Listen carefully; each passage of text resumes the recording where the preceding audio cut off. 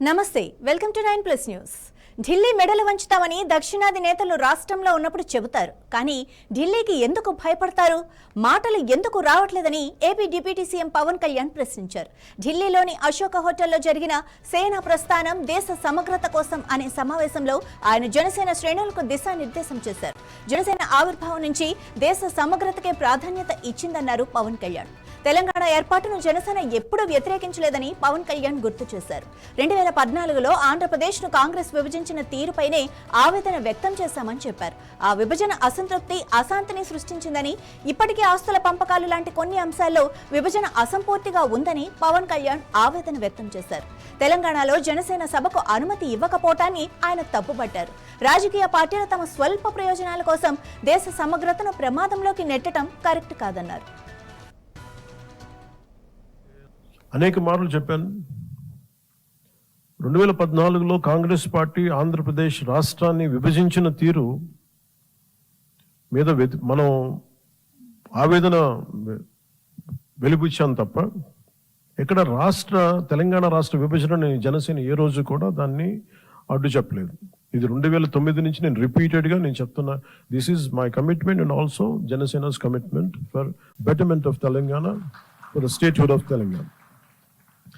కాకపోతే కాంగ్రెస్ పార్టీ విభజించిన తీరు మటుకు ఒక అసంతృప్తిని, ఒక అశాంతిని సృష్టించింది. ఈ రోజుకి ఆ వారసత్వ సమస్యలు ఇలాగే ఉన్నాయి.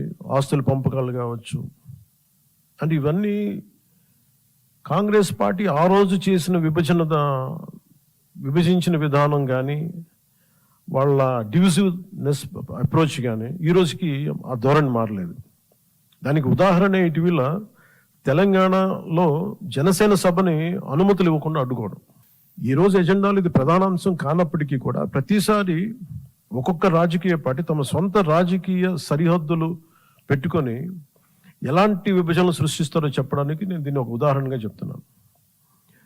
చాలామంది, ముఖ్యంగా మన తెలుగు రాష్ట్రాలు కావచ్చు, కొంచెం దక్షిణాది రాష్ట్రాలు కావచ్చు, మనం ఎక్కువగా వినేది, మేము ఢిల్లీ మెడలు ఉంచుతాం, చొక్కా పట్టుకొని నేలకు దించుతాం, తడాకా చూపిస్తాం అని దక్షిణాది నాయకులు చాలా పెద్ద పెద్ద మాటలు మాట్లాడుతూ ఉంటారు. కానీ నిజంగా వాళ్ళు ఢిల్లీకి రాగానే ఆ మాటలు ఎందుకు గొంతులోంచి రావు, పెగలు, ఏంటో భయం అనుకుంటారు. అంటే ఎందుకు రాదు అంటే ఆ మాటలు వ్యక్తుల్ని చూసి వీటన్నిటికంటే కూడా ఢిల్లీ రాజధాని చూసిన ఆ విశిష్టత, ఇక్కడున్న విశిష్టత, ఢిల్లీ అనేది ఒక వ్యక్తుల గురించి కాదు, అది చేసిన త్యాగాల గురించి.